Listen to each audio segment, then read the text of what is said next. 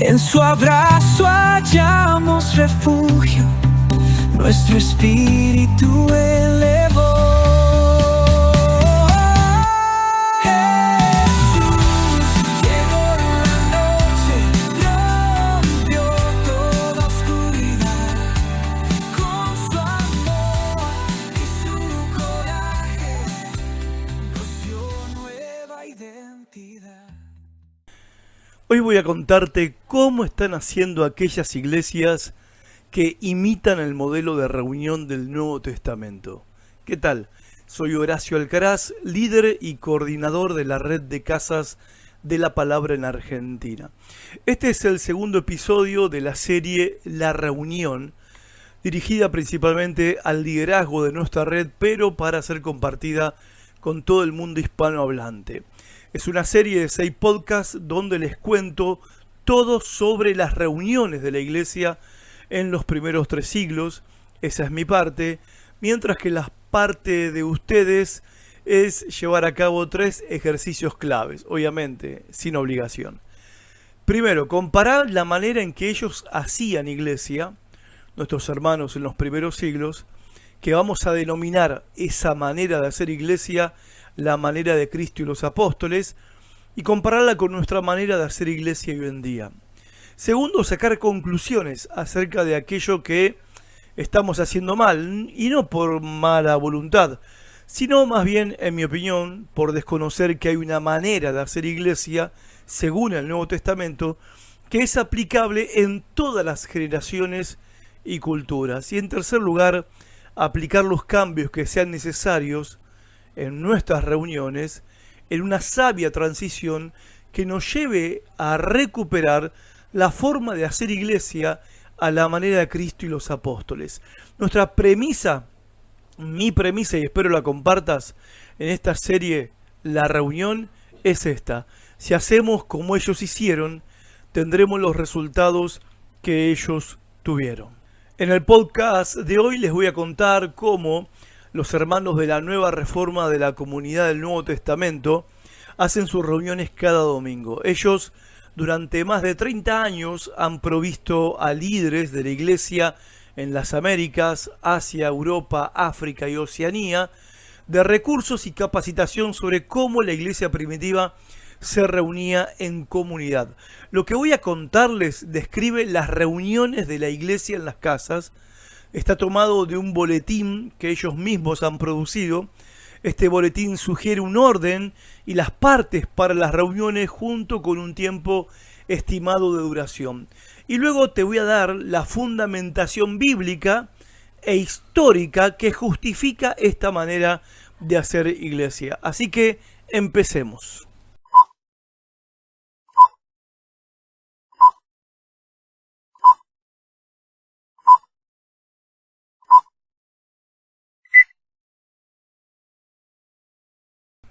Los días domingos ellos comienzan sus reuniones a las 10:15 de la mañana. Los hermanos van llegando y los invitados van llegando a las instalaciones, que no es un templo, es una casa de familia mayormente amplia, grande, con un lugar espacioso para poder hacer este tipo de reuniones en comunidad. Bueno, este tiempo de llegada, aproximadamente unos 15 minutos, 20 minutos, es un tiempo destinado a saludarse, a conocer gente nueva que ha sido invitada, tomar una taza de café, en nuestro caso en Argentina sería compartir un mate, y encontrar un lugar para sentarse.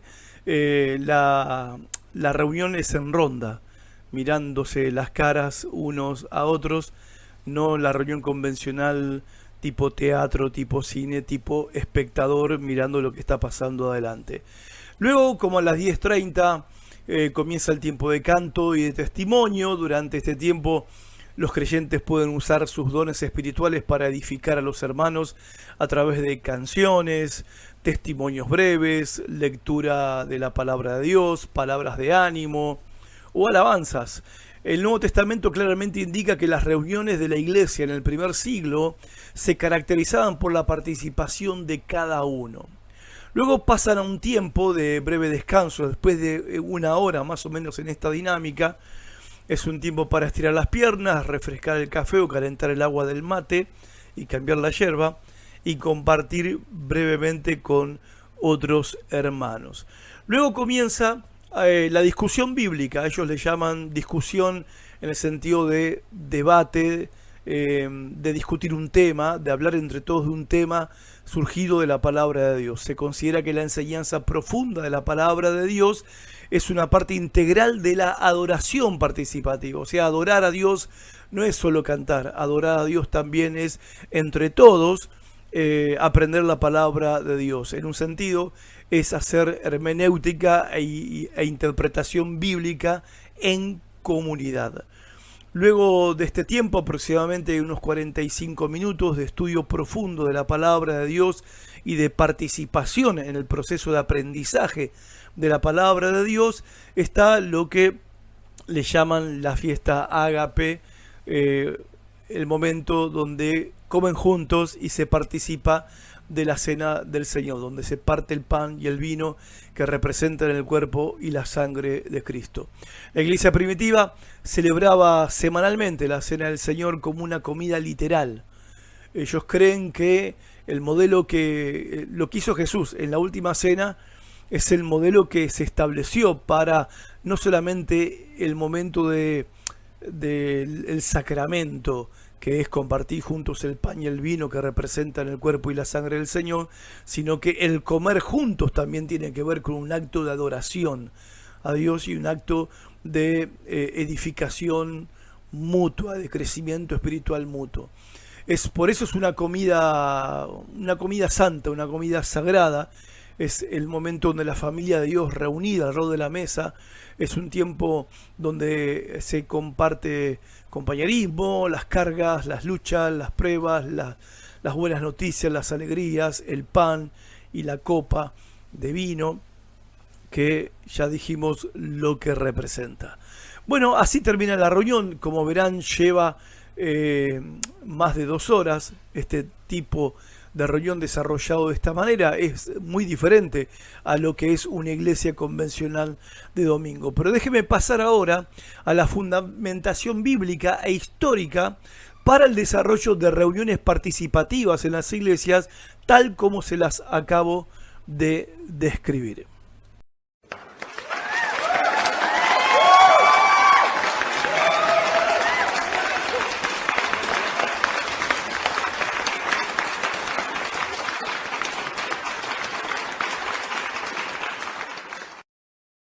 Con respecto a la fundamentación bíblica, hay 5 principios bíblicos que fundamentan esta manera de hacer iglesia. El primer principio es la participación de cada uno en la reunión. Segundo principio, el estímulo mutuo. El tercero, edificación mutua. El cuarto, el uso de los dones espirituales.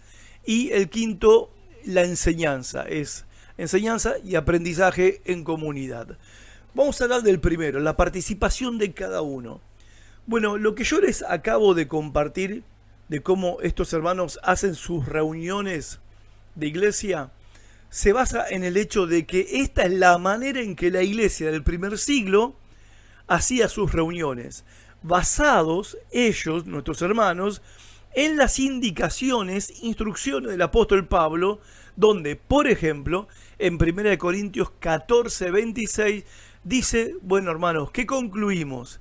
Que cuando ustedes se reúnen, cada uno tiene, bueno, uno tiene una enseñanza, otro tiene un canto, un salmo, un himno, otro tiene una profecía, otro tiene lenguas, otro tiene interpretación de lenguas. Hágase todo para edificación de los creyentes de la iglesia. 1 Corintios 14, 26. Entonces está en este texto fundamentado este principio de que todos los creyentes son libres para usar sus dones espirituales para edificar al resto de sus hermanos. Esto incluye cantar, dar testimonios breves, leer la palabra de Dios, exhortar, alentar o animar a los hermanos, alabar a Dios, orar por algún enfermo, ayudar en oración a alguno que se sienta oprimido por los demonios. Estímulo mutuo. También Este principio bíblico está fundamentado en el texto de Hebreos, capítulo 10, verso 24 al 25, donde se nos exhorta a todos los creyentes a lo largo de toda la historia a no dejar de congregarnos. ¿Por qué? Porque en el momento de congregarnos ocurre algo que dice el autor de Hebreos, que es necesario para la vida de la iglesia, para el crecimiento y fortalecimiento de la iglesia. Los creyentes se alientan mutuamente. Deben alentarse mutuamente. Ellos se alentaban mutuamente, estimulándose unos a otros al amor y a las buenas obras.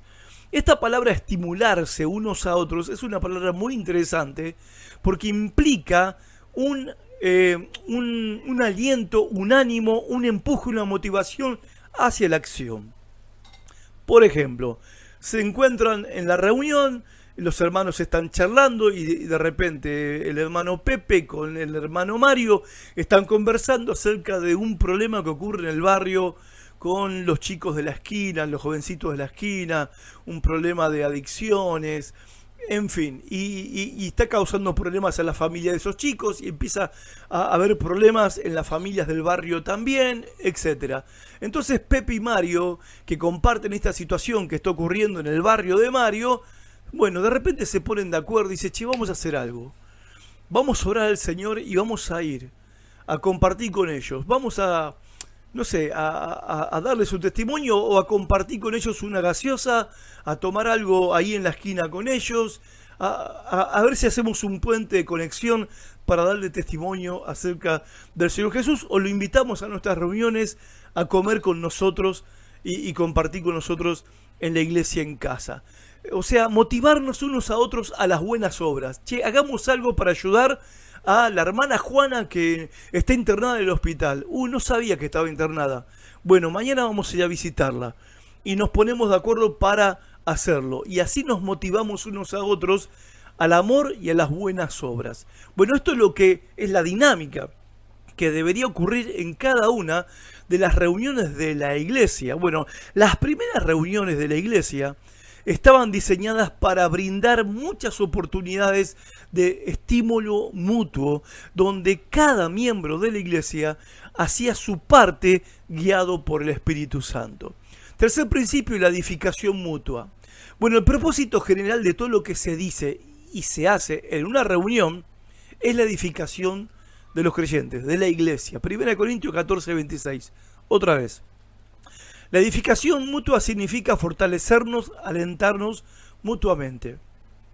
Los testimonios, las alabanzas, las profecías impulsadas y guiadas por el Espíritu Santo, diseñadas hecho con amor para edificar, fortalecer y animar al resto de la iglesia. La tarea de edificación no es la tarea de una sola persona en la iglesia, no es el ministerio del pastor, ¿se entiende? Ni de ningún líder en especial. Es el ministerio de todos los creyentes, porque la edificación en la iglesia está diseñada para ser mutua, no que uno edifica a 150 personas en un auditorio. Tercer principio, el uso de los dones espirituales. Bueno, se espera, porque en el principio se esperaba que cada miembro de la iglesia haga su parte en la reunión, guiado por el Espíritu Santo, animando a otros a través de un testimonio, como decía recién, un canto inspirado por el Espíritu, un canto nuevo, un cántico nuevo, una alabanza, una oración guiada por el Espíritu de Dios. Cuando alguien siente carga, nos pasó hace un par de domingos en una reunión en casa, en una reunión de equipo, donde estaba dando entrenamiento a los líderes pastorales de nuestras iglesias en casas, y una de las integrantes del equipo, la más nueva, del equipo que se integró hace poco, sintió en su corazón la carga de orar por una de las líderes más antiguas del grupo. Y así fue que se acercó, le digo, mira, yo siento que estás con alguna carga, me permitís que yo ore por vos. Y esta hermana, con mucha humildad y amor, permitió que esta líder más joven orara por ella y entregar esa carga al Señor. Y eso fue guiado por el Espíritu de Dios en ese momento. Después hay hermanos que tienen la fe y la gracia de Dios para orar por los que están enfermos. aquellos que tienen la gracia y el don de Dios para hablar de parte de Dios, lo que llamamos una palabra profética, que no es adivinar el futuro, ni decirle a nadie con quién se va a casar, ni nada por el estilo, sino es para hablar en el momento, inspirado por el Espíritu Santo, una palabra de parte de Dios, ya sea para la iglesia entera o para algún creyente en particular. Bueno, el punto es que la iglesia, desde el principio hasta el siglo III, les voy a explicar por qué se cortó después del siglo IV, perdón, todos los creyentes usaban sus dones espirituales en la reunión, es que para eso es la reunión. Y por último, el principio de la enseñanza. Había en la iglesia en casa, en la iglesia primitiva, una exposición profunda de la palabra de Dios. Y también con aplicación clara de cómo vivir lo que se había enseñado, lo que se había predicado. En este caso, los líderes más instruidos en la palabra de Dios tenían la responsabilidad de enseñar la palabra al resto de la congregación. Bien, y había, que me olvidé este punto que es importante, no era una predicación tipo monólogo, donde solamente el que enseñaba hablaba, sino que era una enseñanza dialógica. Los hermanos, los miembros, los asistentes tenían libertad para hacer preguntas, incluso para agregar algo a lo que se estaba enseñando.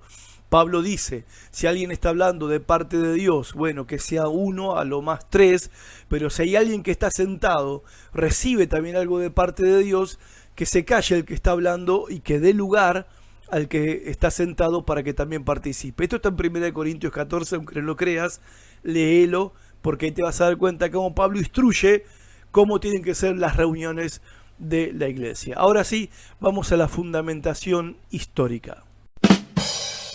Fundamentación histórica. Bueno, acá voy a hablar de tres fundamentos.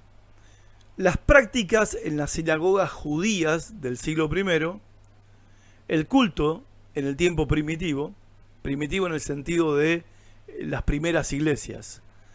Y tercer fundamento, la pérdida de la participación de los creyentes en las reuniones. Vamos por el primer fundamento. Prácticas en las sinagogas. Ustedes notarán cuando leen el libro de los Hechos que Pablo tuvo libertad de predicar el evangelio en las sinagogas. ¿Por qué las sinagogas judías le darían la oportunidad de predicar a un apóstol de Cristo, siendo que los judíos habían crucificado junto con los romanos al Señor Jesús? Y ahora llega a la sinagoga del pueblo un apóstol de Cristo, que ellos habían crucificado. Ahora, ¿cómo es que le permiten predicar? Porque las reuniones de las sinagogas judías eran reuniones abiertas a la participación de los asistentes.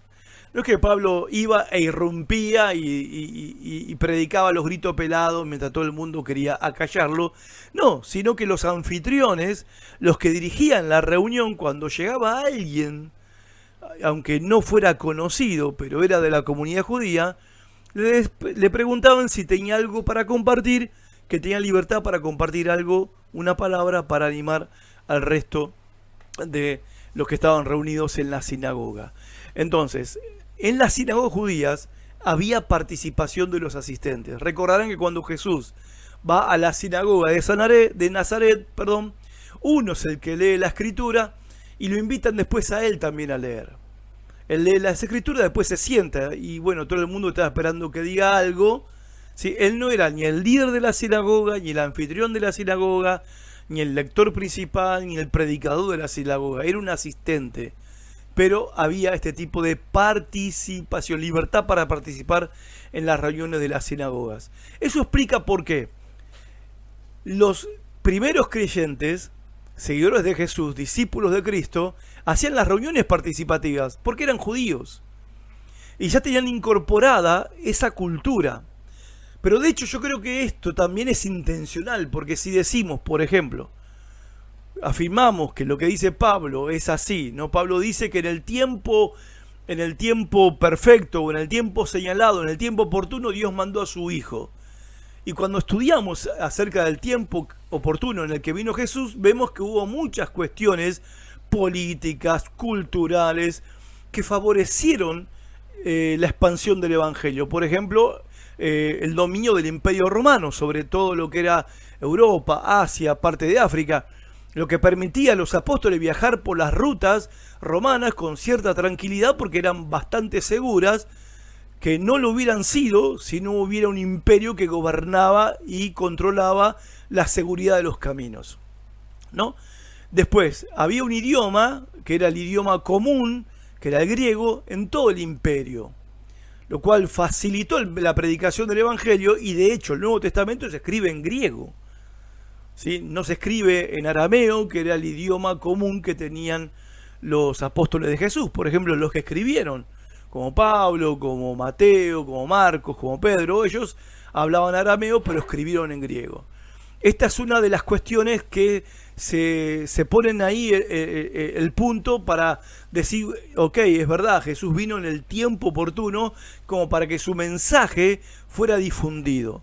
Bueno, también creemos que esta forma de hacer iglesia, imitando el modelo de la sinagoga, no fue algo fortuito, que el Señor, Dios el Padre, envió a su Hijo justo en el momento oportuno, donde las reuniones de los creyentes iban a ser reuniones que iban a facilitar la edificación mutua de la iglesia.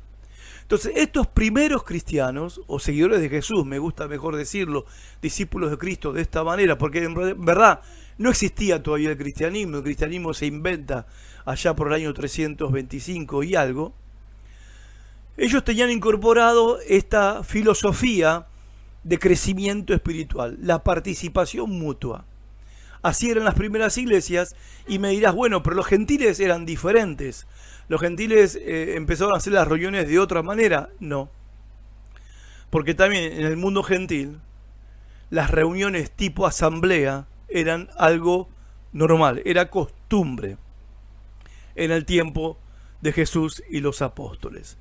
Entonces, no hay que sorprenderse que las reuniones fueran de esta manera, porque ellos ya estaban acostumbrados a reunirse de esta manera y que hubiera participación abierta en las reuniones.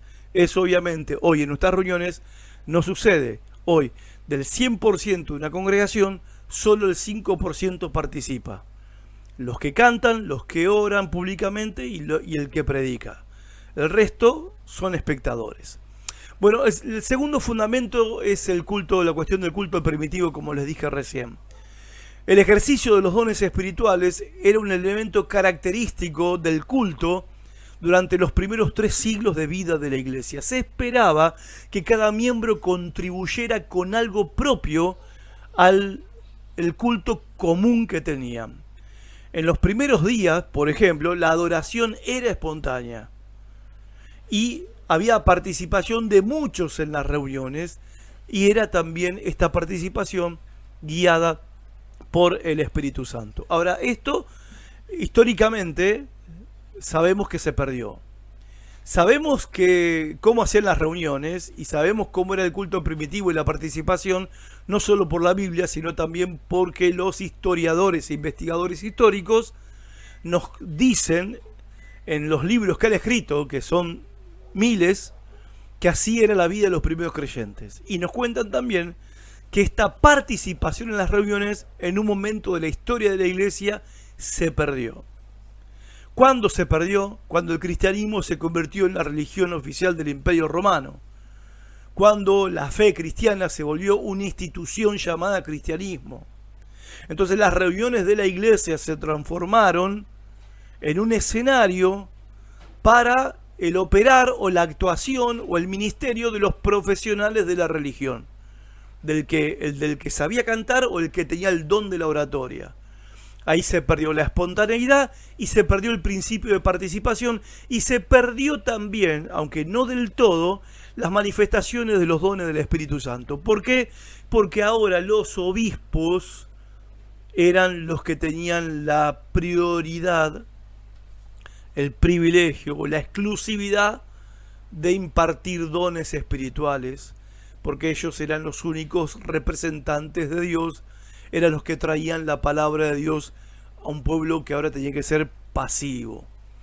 Ahora, noten esto, no desaparecieron los dones, pero para poder controlar la iglesia era necesario detener la participación, porque los obispos no podían tolerar ningún tipo de competencia ministerial, digámoslo de esta manera, por parte de un hermano común y corriente en una iglesia en casa. De hecho, se terminan las reuniones en casa y todo el mundo tenía que ir el domingo al templo para cantar, de acuerdo a lo que cantaba el director de coro, y para escuchar el mensaje, el único mensaje que preparaba el obispo o el predicador o el sacerdote en ese momento. Y si estás pensando, eso era la iglesia católica, no existía la iglesia católica todavía, eso era la iglesia, allá por el 325 después de Cristo. Entonces, se perdió el aspecto de unos a otros, de edificarnos, consolarnos, animarnos unos a otros en la congregación, en la iglesia en casa, porque ya no era práctico hacer esto dentro de un templo, y donde cada uno tenía algo para compartir, con el resto de sus hermanos, se convirtió en, ahora hay solo uno, el que tiene algo para compartir con el resto de la congregación. En resumen,